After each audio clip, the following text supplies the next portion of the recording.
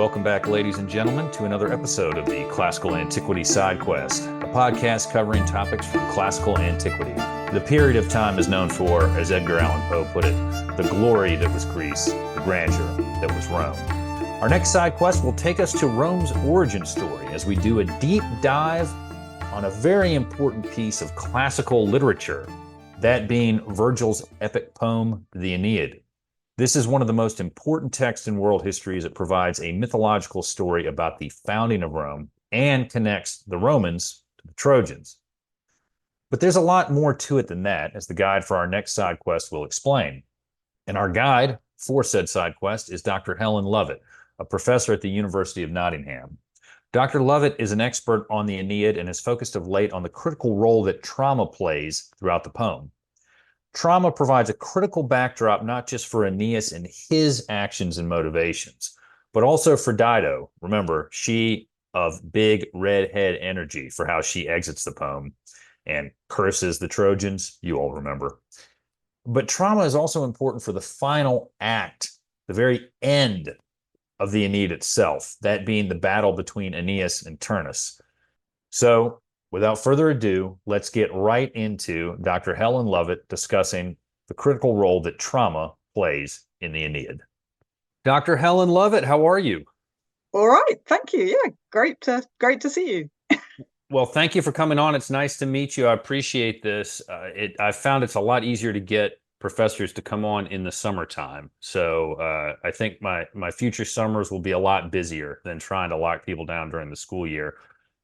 Before we get into our discussion of the Aeneid, I'd like to give you, since you're a first-time guest here, a chance to tell us your origin story, how you ended up getting interested in the classics and became a scholar.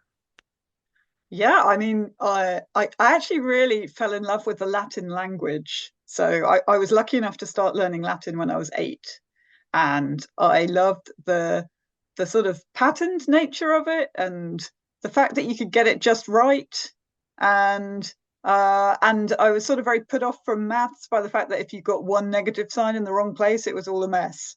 So, and I also really was fascinated by ancient mythology. So I used to spend a lot of time sitting at the back of the class reading Robert Graves's Greek myths. And then the Aeneid actually played a role in when I came to decide between English and classics. Later on in my school career, because I was also really fascinated by literature in general. And my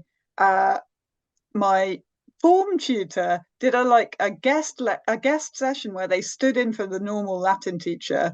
He was actually a Russianist, and we spent the entire double session on one line of Aeneid 8.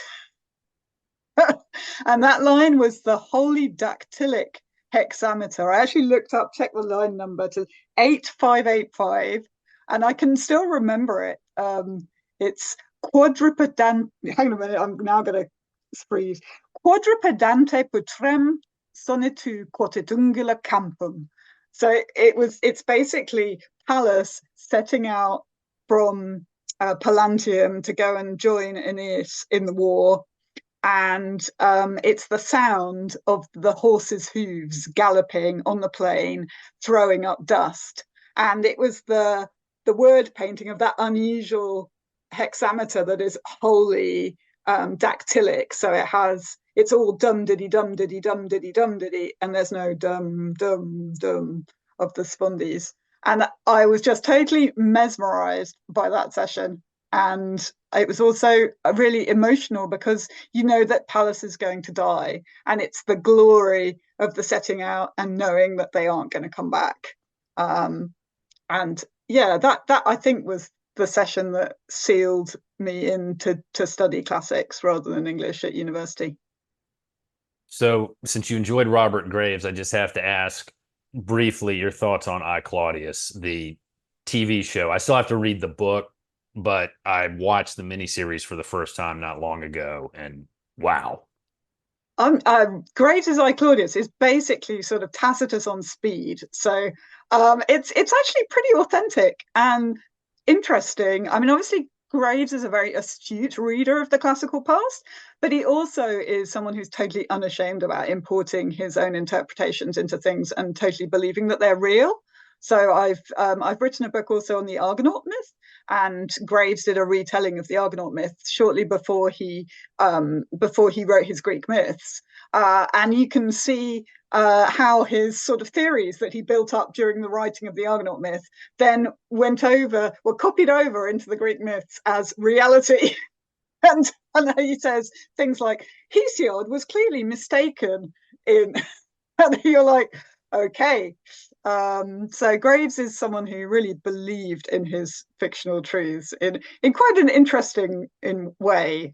His interpretations are really sort of bonkers, and you can see at the time when the Greek myths was published, all the reviews were really negative. But it has this hold on people's imagination. He's a really persuasive writer.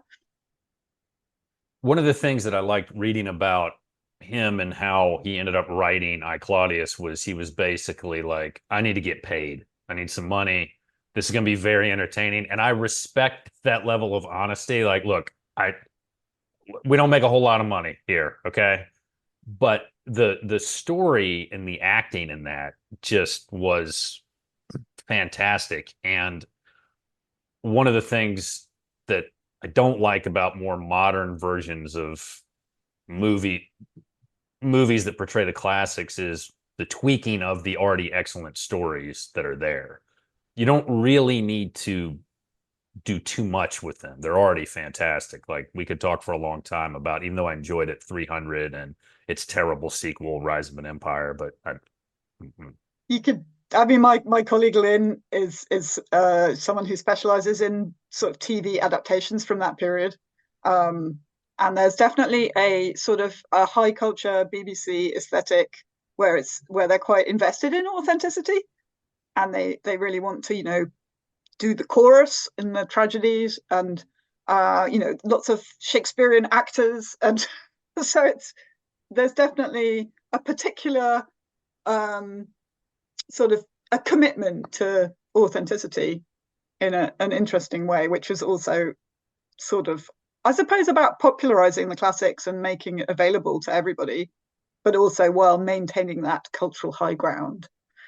Right. And Patrick Stewart was so good as Sejanus and I, Claudius. I mean, he What an was, actor. I know, just fantastic. I mean, he was, and I listened to this podcast series about it called iPodius, and it had been recommended to me by another guest here on the podcast, and they interviewed him as part of that, and he was talking about it in like the series in like 2020, 2021, and you could tell how much even then he still enjoyed that role and the way it gave him a chance to be just pure evil and some of the lines he got to deliver. I mean, it's very good, and anybody who hasn't seen it should definitely watch it. But Absolutely. why don't we switch gears now and get into the Aeneid? And I guess we should probably talk about it from kind of a big picture perspective, introduce it a little bit.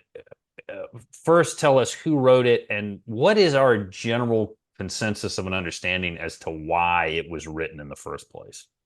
So the Aeneid is Rome's sort of great foundation poem, and you can't separate it from its Civil War context. And the author, Publius Virgilius Maro, known as Virgil with an I or an E, depending on who you are. The Virgil with an I is through the reception tradition. So that's my favorite one because I like to get a sense of the whole Virgilian tradition as part of our experience of reading Virgil. But Virgil was basically a sort of provincial Italian. So he was born near Mantua, and not from a particularly aristocratic family, and became Roman through education and in the Civil War, probably lost some significant portion of his family's lands in the land appropriations. So that seems to be the story of his first poetry. His poetry was the eclogues is the first thing we definitely know that he wrote, and that's very concerned with the loss of family land and what it's like to live through a civil war. And then after that, he becomes much more, because of his success, he's involved in the Augustan sort of hierarchy, and he acquires a patron in the form of Maecenas, who is Augustus's sort of cultural minister, and you can overstate the formality of these relationships. So, I mean, he becomes friends with Maecenas, which does involve elements of actual remuneration, and he probably did get his family lands back. But the idea that Augustus, who became the first emperor of Rome, actually commissioned the Aeneid is a very that's a very hard reading of it. And it's much more that people who were in the vicinity of power tried to please those in power by producing works that they thought they would like. So it's a complex relationship. It's not straightforwardly a poem in praise of Augustus, although there's a very long tradition of reading it in that way. And the traditions of reading the Aeneid are quite sort of split. There are some people who are very keen on seeing it as a product of that particular moment in history, a sort of fascist work of propaganda. And then there are a lot of other people who see it as a multi-voiced, complex, difficult work, which is more about sort of more of an anti-war piece than straightforwardly a sort of celebration of Roman Empire and Augustan power. And I think you can sort of encapsulate that in the structure of the poem. So the poem is about Aeneas recovering from the fall of Troy and going on to found the city in Italy that will eventually lead to the founding of Rome. So you've got this teleological narrative that moves towards a clear goal, but it sort of splits up quite nicely into 3-4 book chunks. So you've got 3 bits. Each one has a really climactic ending. And one of the set piece sort of praise of Augustus is the shield of Aeneas, where there's a description of this imaginary divine shield that he's given, making him a great hero. And that ends with the description of Augustus's triple triumph being portrayed on that shield. So that's clearly a sort of really, a triumphant moment.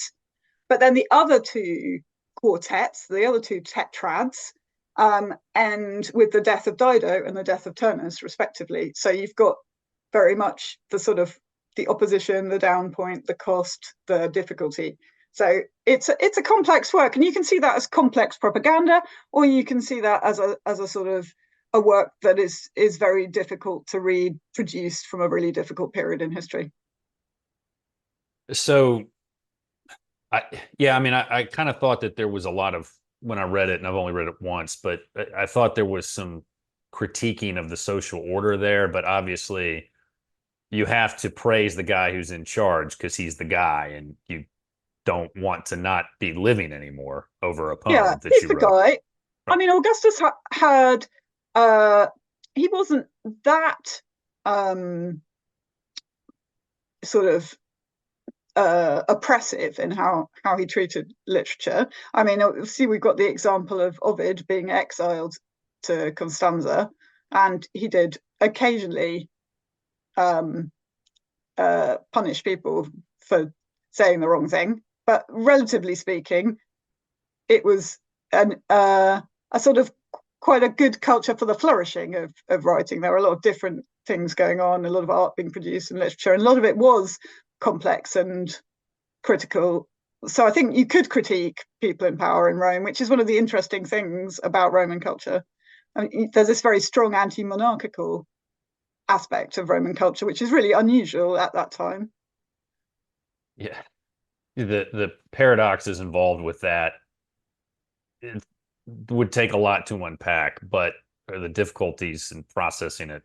But one thing that when I started looking at the Aeneid that came up a lot was a lot of kind of commentary that the Aeneid is derisively referred to as fan fiction of the Odyssey, and things like that. But it's not like Virgil was the first person to discuss Aeneas or the legends associated with him. Is that right? I mean, there'd been a long literary tradition of that prior to Virgil. Yeah, but he wasn't, I think, made the center of it in the same way. So he was. There were already foundation stories, but there were a lot of competing foundation stories for Rome. and Aeneas's story was probably included in one of the big previous epics in the Latin epic tradition by Naevius, the Punicer, which doesn't survive. So we've got a few fragments, but it clearly had Aeneas and Dido in it. We don't really know how they were treated, though. So that, and more importantly, Aeneas, of course, is an important character in the Iliad, and he twice gets rescued from battles where he's about to die. And in the second time, it's Poseidon who rescues him and says, this is the man who's destined to lead the remnants of the Trojans. So you've got a clear sort of epic pedigree for what Virgil is doing. And I think personally, you don't have a problem at all with seeing the Aeneid as fan fiction, because I think that sort of fiction that is produced in other worlds is actually really interesting and complex, and I really enjoy it. So and they're definitely in the ancient world, that sort of the way that intertextuality, the relationship between different texts, is absolutely central to creating meaning. You can't overstate that. So the epic tradition is one big sort of macro text, like the Marvel Cinematic Universe, or but I think Virgil was already obviously aware of criticisms of his work for being too dependent on Homer or too similar to Homer, and there's this rather nice tradition that he says stealing a phrase from Homer is like stealing the club of Hercules. It's not easy. If you take something from Homer to make it really yours, you have to fight him. So there's that image of the relationship between the two texts as competitive and difficult. Yeah, I thought the idea of the somewhat derisive reference to it as just copying something else, I didn't quite get, because there's as you point out, a long tradition of copying, stealing, borrowing, whatever you want, old stories, creative imitation. Exactly. We could talk about, where Shakespeare got a lot of his influences from for his poems and all that. And, I'm a lawyer, and I think plagiarism gets a terrible rap. I steal things from people all the time about, what to do in court or how to argue, what have you. But what I thought that was done well was, he took this, and there's a wealth of commentary that has grown up around it and made, even if he is just taking it and kind of ripping someone else, he clearly made it his own and made it a significant work that's very important. And I'm just so I'm trying to think about this here now. Do we have any understanding of why Virgil decided to take Aeneas's story and make it a central writing of his as opposed to something else? I mean, do we have any idea as to what made him say, okay, I'm going to use Aeneas and Aeneas's story to explore all these complex issues that we're dealing with in Rome as we start a new way of doing things? Yeah, it's sort of a hard thing to figure out. What we do have is what he says in his previous poetry about his intentions. So clearly in the Georgics, he's already thinking about writing an epic, and you've got this image. He promises to build for Augustus a massive temple. So there's this idea that he's already under pressure to write epic at this point, and he's definitely thinking of something rivaling Homer. So that idea of it being a sort of a culture war between Greek poetry and Roman identity, creating a new sort of Roman literary tradition. And obviously he had epic predecessors to push against in Latin as well, and he was very influenced by Hellenistic traditions. So Apollonius Rhodius' Argonautica is a really good example of that, which already took Homeric language and ideas and then played around with it and distorted it and made it into new things. So it's a new type of epic, and the Aeneid is also very influenced by Apollonius as well. So, but the question of why Aeneas, I suppose the straightforward thing to do he was expected to write an epic. It was expected to be an act of praise, and there are a large number of Hellenistic praise epics, so those really existed. The Argonautica was not a direct praise epic. It was one that told a story of Greeks going out to conquer, well, not to conquer, but to sort of explore and develop relationships to civilize a wider world.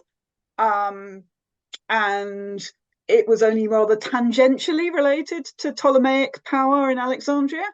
And I think there's something similar in what the Aeneid is doing, in that he's found a way of telling a story about Italian and Roman identity. I think it's also really important that it's at this moment in time, not long after the social wars, when the sort of larger Italian sort of communities were becoming part of Roman identity. So he's finding a way to tell a story about Italian identity, which also connects it back to the prestige of Homeric poetry and the sort of Hellenic nature, the sort of wider way that Homer integrates the whole of Greek culture, sort of brings it all together. So he's taken something from the Iliad, and then he's developed it, the hint of Aeneas becoming the leader, and then he's developed it into a way to bring both Rome and Italy together. And one of the things that you mentioned was the social wars, which was had to be that period of time had to be one of the worst times to be Roman. It goes through its period of wars, but that segues nicely into what we're going to talk a lot about today, which is one of your areas of interest, which is trauma in the Aeneid. And I'm just curious, because there's a lot of trauma. There's a lot of Trojans who somehow are alive, which I still haven't quite figured out how many Trojans survived this destruction. But anyway, we'll save that for another day. I mean, Aeneas seemed kind of like really anxious to go to war towards the end. And I was thinking to myself, how do you have this many people left if you're like, it's like a Battlestar Galactica type situation? But anyway. Yeah. Um, Battlestar Galactica is a very Aeneid text. Right. Right. Yeah, Particularly the re-imaged version. It's so good. Yeah, it is great. I love it. But well, okay. I have some issues with the way it ended, but anyway, we won't get into that here. That's sad that it got cut and then squished. Yeah. Ugh, I know. So how did you end up studying trauma and focusing on trauma and the role that that plays in the Aeneid? What brought you there?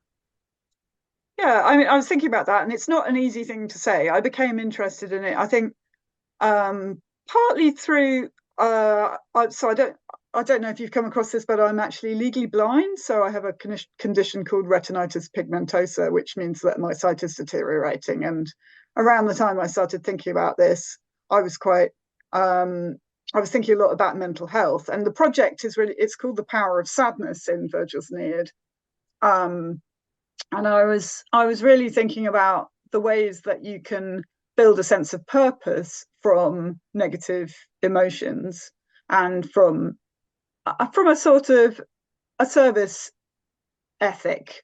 So the belief that you derive meaning from working to help other people in one way or another.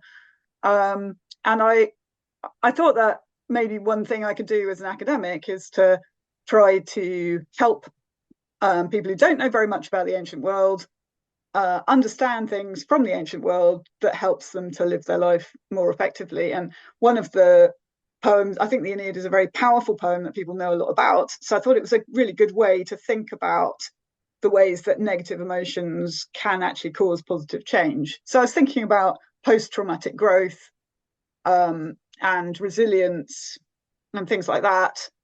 And particularly the character of Aeneas himself. So in the scholarship, there's an awful lot on the sort of negative emotions that Aeneas experiences as a sort of cost of power, so that he's building towards the founding of Rome, and the price of the founding of Rome is the sort of misery that he experiences.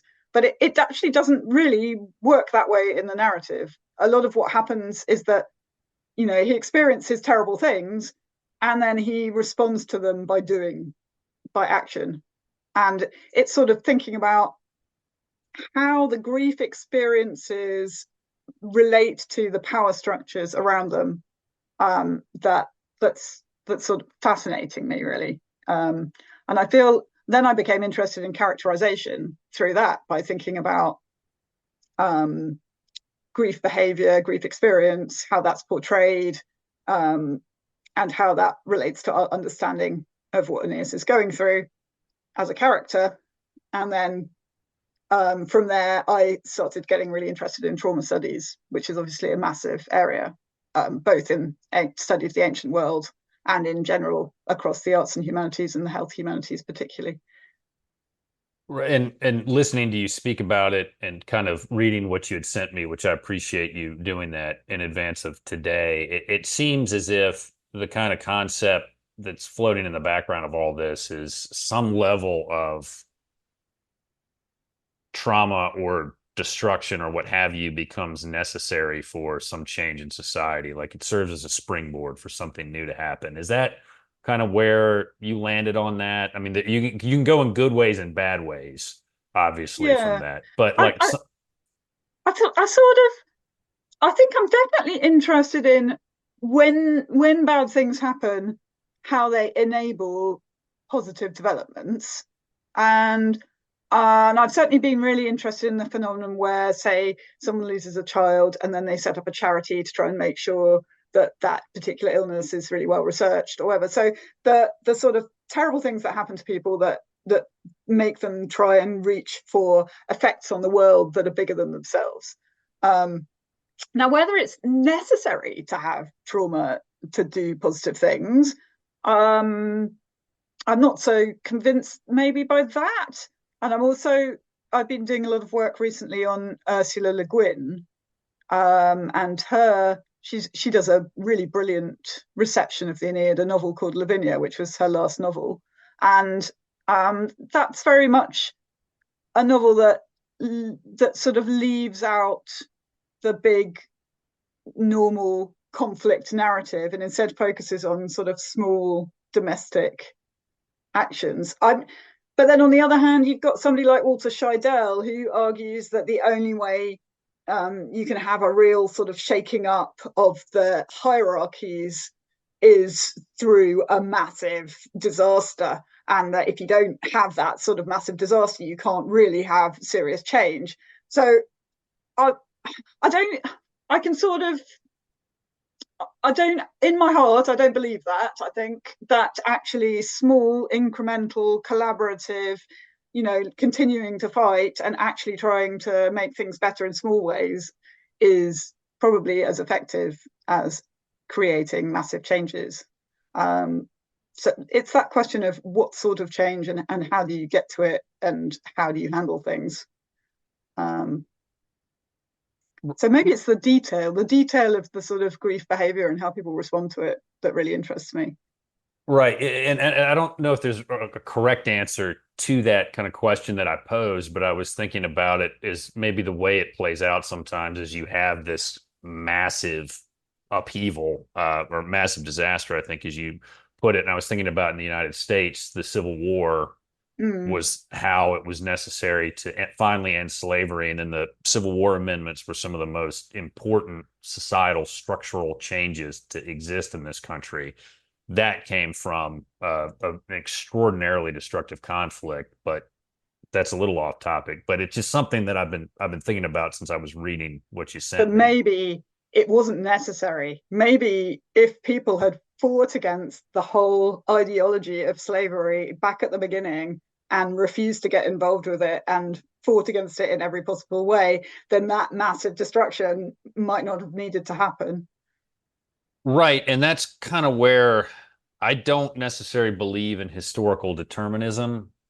Yeah. But I also think that you get to a certain point where things become inevitable at that point. There's no other way to solve the problem. But the question is, can you recognize those situations before you get there? Right. Yeah. So that's always something that I toy around with in my head. But so there's a lot of moments of trauma in this book, Yeah. in this poem. There's a lot. If you were gonna kind of filter it down to the main the big three or four, if you will, which ones would you choose as the ones that are either most studied or most significant in the text? Oh, definitely. I mean, in terms of Aeneas's character, the fall of Troy is absolutely central. So you've got to do book two, book four. I mean, the death of Dido has a really powerful impact on him, and it Yeah. keeps recurring Yeah. throughout. So, I mean, that's the things that happen in the first part keep having effects later on in the poem, and there is this sort of layering effect in the traumas that are experienced.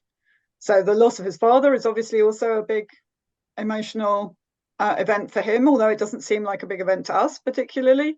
So it's just that, it's there at the end of book three. He then sort of holds funeral games, then he goes down to the underworld. So it's obviously has a massive effect on Aeneas, even if it doesn't have such a big effect on the poem. So that's quite interesting as well, where there are disparate sort of natures, whereas the death of Dido really comes back, and you can see, say, when he sends Pallas off for burial in book 11, he covers him with the cloak made by Dido, and the death of Turnus feels very much like it's the sort of payoff for what has been suppressed earlier in the poem, his anger and grief and self-hatred and so on.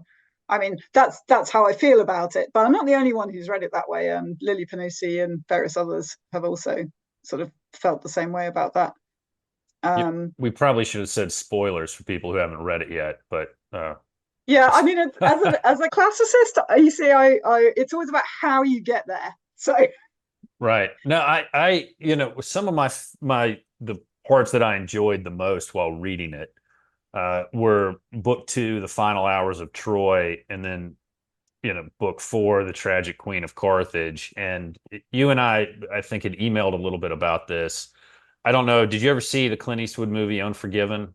I actually can't remember. I think I might have watched it. I had a look through and tried to remember whether I'd watched it, but yeah, I mean, I'd sort of like to do a rewatch anyway. Yeah. So Aeneas, I felt like for a long time with him, you're waiting for him to take on this role that he's supposed to take on. You're waiting for Mm, him to do the thing, right? mm, Unforgiven is very much like that. For those of you who haven't seen it, I'll give a little bit of the plot away, but he's an older character. His character is Will Money, who's older. He's gotten married. He had kids. His wife died. He used to be this lawless, drunk, violent murderer, and he's not like that anymore. But he gets kind of brought in to do this one last job, and the whole movie, you're sort of waiting for Clint Eastwood to turn into that guy. And there's a moment where he takes a bottle of whiskey from somebody, and you're not supposed to enjoy that moment because you're not supposed to like what he's about to go do. mm. But when he grabs that whiskey bottle, you're like, oh, oh, things are about to happen here. And I felt like that movie was somewhat similar to this, with where you're waiting for Aeneid to go to Italy, you're waiting for him to start founding Rome. But the end of that, with Turnus, I mean, gosh, it's just so everybody knows, Turnus is basically defeated and begging for mercy, and Aeneas is like, nope, sorry, I got a job to do, I got to kill you, and he finishes him off. One, what should our takeaway of that be? That I mean, there's a lot to read into that, but what is the interpretation of that as far as what it means about being Roman? Yeah, it's a really complex episode, and the question of why the Aeneid ends where it does is one that people are sort of continually wrangling over. I mean, is it just that it's a more Roman sort of appropriateness to it, that it's the appropriate type of just vengeance, like Augustus killing the conspirators who assassinated Caesar, and setting up a temple to Mars Ultor, the Mars the Avenger. So you can see that as the sort of righteous anger, maybe that's one way of thinking about it. But then on the other hand, there are a lot of unsettling connections to other parts of the poem. So the very last line, where Turnus's soul disappears down to the underworld, alludes back to a moment in the storm in Aeneid 1, where Aeneas himself wishes that he would die and his body is sort of undone by the storm. So there's a doubleness there where Aeneas is almost killing himself. And then there's also a really close echo to the death of the Italian warrior woman Camilla in Book 11, towards the end of Book 11. So her death and Turnus's death are equated, and there's a sequence of young, beautiful humans being destroyed unnecessarily in a completely unnecessary war. And so you can see, ways in which the ending feels absolutely appropriate and baked in, and other ways in which it is a really abrupt, bizarre, confusing ending. So people carried on responding to it over the years. For instance, there's a 13th book by the Renaissance Latin poet Machiavelli that for a long time was transmitted along with the text of the Aeneid. People felt it was not sufficiently finished. And that has, the marriage, the treaty. You can see some of those things that have been sort of put in earlier on in Book 12, so that Book 12 contains all the elements of a sufficient epic ending, but just in a different order. So with the Iliad, the death of Hector is in Book 22. Then you get the games that bring all the Greeks back together, and then the sort of ransom scene where the Greeks and the Trojans sort of become a little bit more civilized to each other again, and the process of lamentation for Hector. But you don't get any of that for Turnus. It's just end. And that is the other thing is the repetition of the verb condere. So Aeneas buries his sword in Turnus, and it's the same verb that is used right back in the beginning of the poem for founding Rome. So you've got founding and killing are the same thing. And what does that mean? Does that mean it's right? Does that mean it's wrong? It's really impossible to tell. And obviously the biographies of Virgil give the impression that he was not happy with the poem, that he had not fully finished it. And that's such a strong story that is repeated in so many different places. It feels really convincing. And I guess that even if it doesn't express the truth of what happened with Virgil, it certainly expresses a very immediate feeling amongst the readers of the Aeneid, that it's not just the half lines that are left in place, but also the abruptness of it and the difficulty of emotionally sort of reaching a definite, satisfying conclusion when you're reading it. Right. Well, and he died before he, I guess, had finished it. It was some project that he was always working on, and then Augustus had it published. Is that right? Yeah, so the story in the biographical tradition is that it was edited by his friends Varius and that Augustus immediately sort of shoved it out into circulation and made sure everyone was using it in schools and so on. So it went straight out, instant classic status. So it clearly didn't displease Augustus, but that doesn't mean to say it doesn't have things in it that are critical of him. Right. And I was thinking about the ending, and I think you and I had emailed about this a little bit. I sort of feel like the Aeneid is an explanation of why Romans are the way that they are. And it's almost like listening to you talk about it now, it's sort of as if Virgil is saying, look, we're just going to be locked in perpetual warfare with one another. There's just going to be fighting. We're going to be at war. And that is, to some extent, after Augustus passed, there were a lot of civil wars after his death. And to go back to Battlestar, it's almost like all this has happened before, all this will happen again. But when you know how the empire developed after Augustus, that ending of Trojan killing Italian and Italians killing each other seems very fitting in some respects, doesn't it? Yeah, I mean, civil war is an incredibly important theme in Roman culture, there's no doubt. And it's right there in the stories they tell, not just the Aeneas story, but also Romulus and Remus. So this idea that brothers kill each other. And I think it's quite interestingly maybe there in the checks and balances in Roman constitutional arrangements as well, this idea that you need more than, you can't just rely on one person to be in control. You need people balancing against each other, and that balance has somehow been destroyed. Although actually the period of the early empire up to, say, the sort of late 2nd century CE was fairly stable, apart from the Year of the Four Emperors in 69 CE. So it's an interesting one, but definitely the elite were very uncomfortable with the changes in Roman politics and this sort of feeling of being disenfranchised or removed from a system of sort of building status and competing with each other.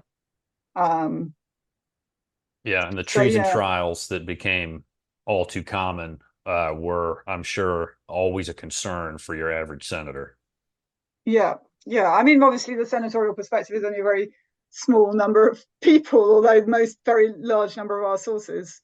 Um, so it's if you think about it from the point of view of an enslaved person or a poor woman or something, it's going to be very different. But almost everything when we think about Rome is bound up in the senatorial elite's self-perceptions. Right. Well, let's go from that cheerful ending of the poem to one of the most powerful segments, I think, in it, which is the death of Dido, that I think resonates with everybody.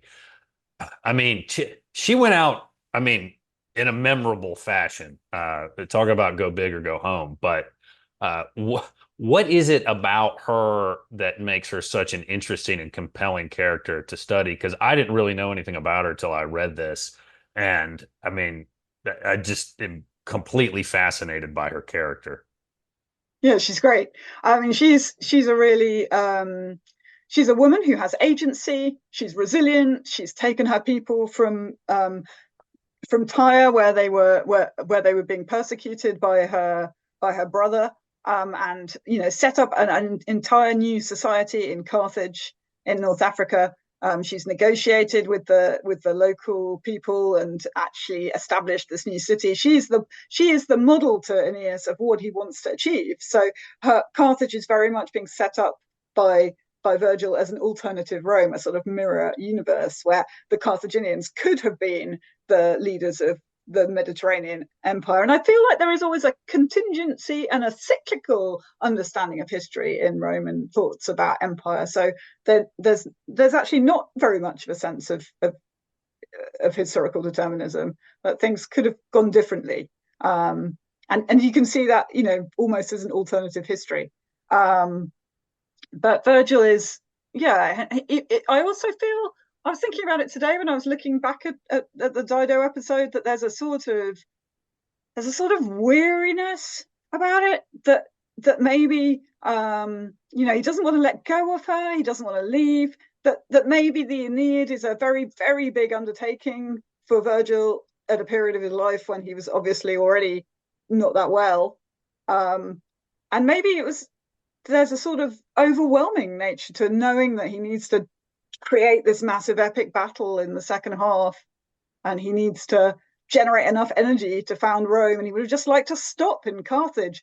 And so the Georgics is 4 books, Carthage it's the end of book 4. So that that's something that hadn't occurred to me before. I mean, it's very much the case in some of the later epic successors like Lucan, who writes about the Civil War and literally says, I can't bear to write this, it's too horrible. Yeah. So yeah, but the character of Dido herself, I mean, Dido is a powerful woman, but she's also Orientalized. She's also African. She's Phoenician. She's not Roman. She can be powerful because she's not Roman. And then, of course, we have to mention the figure of Cleopatra, who was such a key stone of Augustus's propaganda for himself. So, like the idea that when they were fighting the Battle of Actium, it wasn't really a civil war; it was a foreign war because he was fighting Cleopatra, not Antony. And this idea of the feminized Eastern other is quite important. But you can also, the thing about Virgil is that he doesn't demonize Dido. He is also infatuated with her. He's also fascinated by her, and so is Aeneas. Aeneas does care about her. It's not that that he wants to leave. So I mean, that this is what builds up the complexity of it. She's a tragic heroine within an epic poem where you can't help actually rooting for her. Yeah, she seems very compelling, very admirable, very heroic, and the gods just force Aeneas out, and he's dutiful, which we can talk about that because I felt like her death implied for Rome, look, it's duty to the state, duty to Rome first. It's not just we're going to have a war with a series of wars with Carthage, right? There was just more to it than that kind of simplistic origin story. Yeah. I mean, the origin story is there, and Nivus has already sort of made the Punic Wars a really important epic. So he's pushing back against that. But then he's obviously very influenced by Euripides as well. So there are a lot of strong complex female characters in Euripides. And I do feel like Virgil is sort of more interested in female experience than a lot of authors writing at the time, and often the readers of Virgil are more sort of negative and more misogynistic than the text is. So when you can see that in the commentators and how they treat Camilla, for instance. So that's interesting too. I feel like he's quite an open-minded writer. But yeah, I've now forgotten what it was I was saying about Dido. Well, I mean, I think part of what is fascinating, and listeners of the podcast will remember, we conclusively established that Dido is either a redhead or had a redhead in her family. One of my prior guests, Dr. Garish, said the description of the color of hair was like tawny, I think was the word. Yeah. So there's a brownish there. And when she makes that curse at before she dies, yeah, I mean, shore clash with shore, sea against sea, and sword against sword. This is my curse, war between all our peoples, all their children, endless war. That makes a heck of an impression on the reader and really just sticks with you. And then you see her again at the underworld in book 6, The Kingdom of the Dead. And I was just curious what your thoughts are, maybe how we should interpret Aeneas seeing her in the underworld and what that means. Yeah, so a lot of the encounters in the underworld, and this comes to my interest in Aeneas's characterization. So you feel like his sort of the flatness that people sometimes see in Aeneas feels to me maybe that it may relate to a sort of delayed emotional processing. So he's not very good in the moment at saying the right thing or engaging with things emotionally. And often he then only comes back to them at later points. So at the point when he's departing from Dido, the last speech he has when he has an opportunity to actually sort of talk to her about how sad he is that he's going, and he is sad that he's going. He doesn't want to, but then he says, and this is sort of line 340, if the fates had allowed me to lead out my life as I would like, if everything had been right for me, like, and I'm looking at the Latin here, there's sponte mea, according to my own will, then I would have stayed in the city of Troy, and I would be cherishing those remains, and the high citadels of Priam would remain. So it's this idea. He says, if I could do whatever I want, you expect him to say, if I could do whatever I want, I would stay with you, Dido. But he doesn't say that. He says, I would be in Troy. So, and and then when he sees Dido in the underworld, that is the point at which he's now looking back on what he lost from leaving Dido and really beginning to actually experience the emotion associated with that when he realizes that she's dead. And at that point, she is not engaging with him at all. And her refusal to engage with him is definitely a power move. So that sort of the turning away and the leaving and going back to her former husband. And so he is then left bereft and feeling as if, that was his own fault.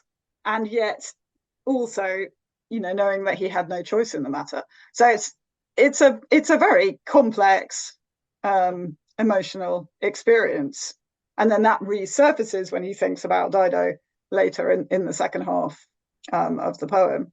Right. And this further supports my redhead theory in the Underworld, book 6. It's a little after line 540. Aeneas, with such appeals, with welling tears, tried to soothe her rage, her wild, fiery glance. Fiery, Tia, yeah, the fire my imagery is yeah. really prominent in Dido, definitely. Now we Um, just need confirmation that she had green eyes, and bam, we've got it locked down.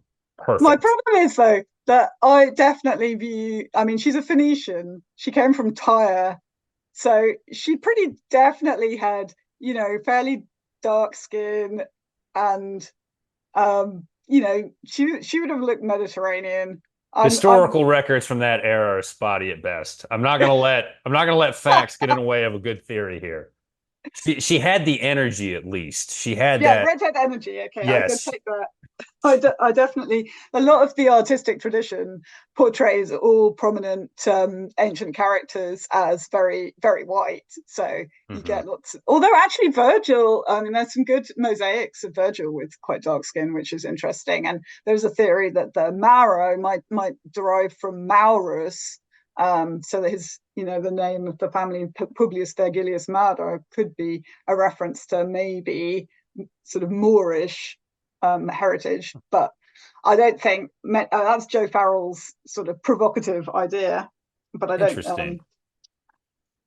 So, Yeah, the redhead energy is complicated because she's definitely, she's an African woman, so she's based in Carthage in North Africa. They came from the from Tyre, from the Phoenicians. So it's a complex uh, set of the way that the Aeneid constructs her is as the Eastern other.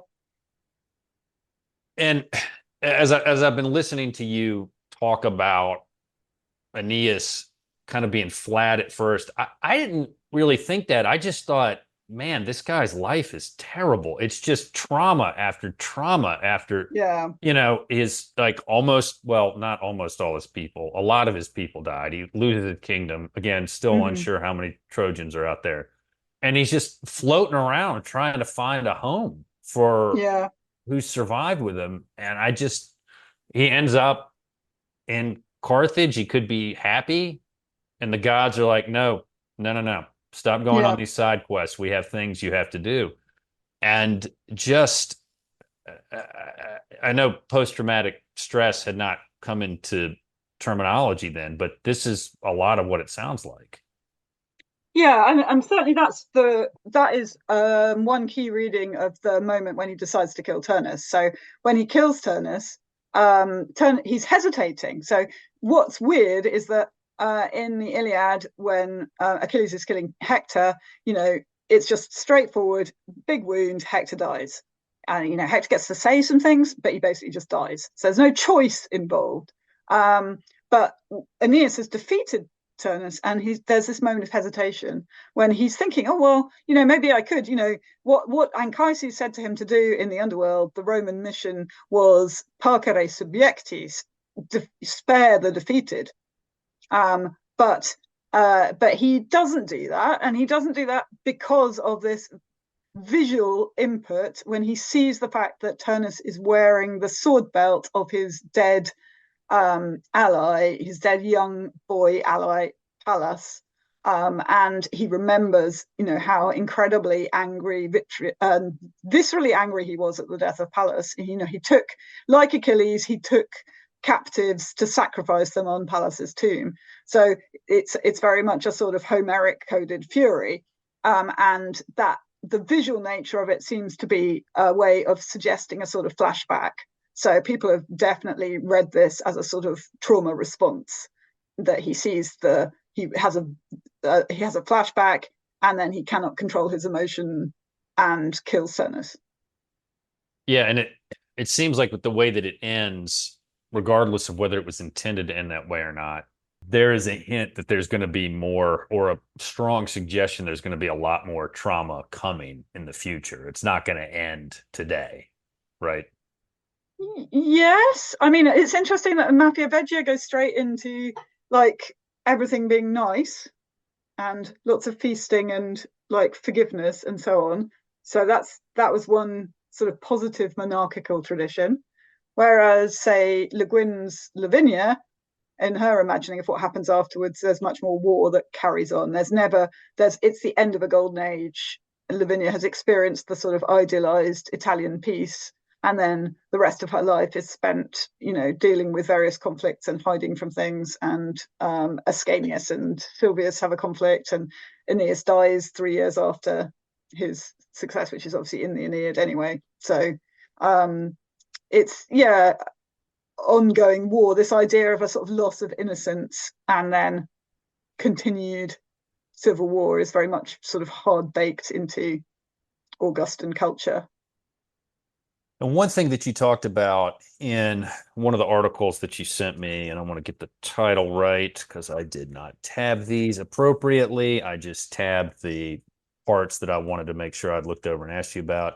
In your article, Character in Virgil, one of the things that you talked about was the interpretations of Aeneas being flat, and then you draw a parallel to the Star Wars movie, The Last Jedi, which really divided people who probably have too much time to think about that movie. And since this podcast is titled The Classical Antiquity Sidequest, I would like to go on a side quest and get your thoughts on the movie The Last Jedi while we are here. Yeah, I mean, what the point I was trying to make in the article is that when critics sort of complain about characterization or about an actor's performance, and often the two things can get sort of mixed up together. It's usually because there are sort of underlying disagreements about creative choices in the sort of narrative or the moral values that are presented. And so I feel like, and that's definitely something that happens, say, with the 2000 Jason and the Argonauts movie, where people really hate Jason because they see him as insufficiently masculine. He's not, like a bowl of soggy cornflakes, was one critic said. But that is pretty much how Jason is in Apollonius. So, they just don't like the Jason tradition. But that's because he's the wrong sort of hero. And that is quite interesting to me. I feel like Aeneas also has a sort of masculinity that is quite complex and difficult for people to engage with. And maybe a lot of criticism of flatness in The Last Jedi had to do with the choice to make the female and non-white characters a lot more prominent and active than they had been in previous Star Wars movies. Right. And I think that that's certainly a fair response to a lot of that criticism. I remember as a kid who grew up watching Star Wars and thinking Luke Skywalker was great, I was kind of disappointed in the way that Luke's character evolved. But to continue with our trend of trauma, which he had experienced some trauma in those movies, the way Luke went out was fantastic. And I thought, my daughter really responded to Daisy Ridley's character, Yeah. uh, having the lightsaber, and so I thought that's fine. That's fine. There's no reason that she and other girls shouldn't get to experience kind of what we as boys experienced with Luke. Some of the I'm terrible with names, so I'm not going to try. I'm so bad with names. Always have been. I come by it honestly. But I do felt like the way that they ultimately used some of the story, the way the story developed into the third movie, which I don't even want to. I don't have enough liquor or therapy in the world to process that movie. Yeah, I didn't enjoy the third movie Oh that much. God. Well, they wasted, like, there was that whole subplot with Benicio del Toro's character. I'm going to use the term, it turned into, as I call it now, a McNulty subplot, which is discussed in our 300 movie review episode, which, as of the day we're recording it, will drop tomorrow, recording this episode. It just turned out to be completely unnecessary and meaningless. And so you kind of added a good 30 or so minutes to the movie that you then completely make unnecessary in the next film. And you're just sitting there like, okay, well, so why did I watch this then? If you're just gonna completely Yeah. anyway, I don't know, but Yeah, I mean, I did feel like I mean, it has a sort of complex relationship to the past as well, that film, doesn't it? I mean, the scene where they burnt the Jedi library was quite a powerful one for me, and also sort of lost me. So, I was like, well, yeah, I can see that maybe you're through with all this just redoing everything, but you are in fact redoing everything. So, and Yeah. they've been criticized for redoing things too much in the first one, and so now they're trying to move beyond that into a new approach. But it seems like they had a really uneasy relationship with the legacy, with the Star Wars legacy.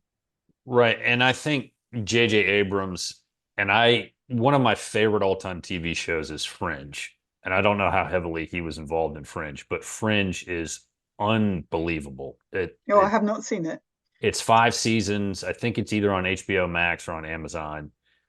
It is unbelievable. There's some of the best acting from the character, or from I can't remember who it is who plays Walter Bishop, the father in that. But and there's a lot of trauma in that show. It's so good. But I think J.J. Abrams got to a point where his filmmaking just became nostalgia loops. Like if you take the Star Trek movie that he made, the Khan one, which was just kind of like redoing Star Trek 2, and it was just so lazy. And then the first one of the Star Wars, I understand why they just did, let's just do a reset. Let's just kind of cleanse our Mm. palate. We'll get back to what worked. And so I was like, okay, fine. Then by the time you get around to the third one where he's directing that again, it just was so, hey, we're going to give Chewie a medal because he didn't get one in the end of Star. I mean, what are you doing? Who cares? It just, so anyway, I would highly recommend Fringe though. It is amazing. I will Uh, check it out. yeah, it really is good. Really is good. Now, a couple other things I wanted to close on here. Could you give us a good book to read that covers a topic from classical antiquity? You've already mentioned some already to add to the reading list, but could you give us a good book to read? Give us a homework Do you assignment. want something about Virgil or something different? Anything, anything. Dealer's So choice. I was going to name check Alice Koenig's project on visualizing war and peace, which there's a book coming out soon, arising from that, which is really interesting for thinking about the sort of portrayal of war. And I thought if you're interested in epic, you might want to try some of the later epics. So the epic successors of Virgil are really interesting, and that's one of the things that got me into really writing about Latin epic was Philip Hardy's book, The Epic Successors of Virgil. It's quite old now, but that was an amazing book. And there's a load of really interesting work going on later epics like Statius, Valerius Flaccus, Silius. And the other thing I was thinking was Greek imperial epic is very cool. My colleague Emily Kneebone has written a book about Oppian's Halieutica, which is all about fish. And she's now working on an overall book about the whole of Greek imperial epic. There's some very, very cool, weird stuff in there. She teaches a lot about animal-human relations and the way that animals are treated in the ancient world, which is quite a different sort of take on Greek and Roman culture. Oh, interesting. And if you can send me some details on that book that you mentioned, the first one, uh, this episode will drop in September, so it may be out by then. And I can make sure to link to it for people. Probably won't be quite out by then, but Eh, yeah. I'll do my best. I'll do my best. But if you could send me some more information on that, that would be great. All right, last topic. Uh, give me, or last subject matter, give me a topic for a future episode that you would like to hear covered. I've always said that you'd like to see covered, but this is an audio medium, so I should say hear Side covered. quest.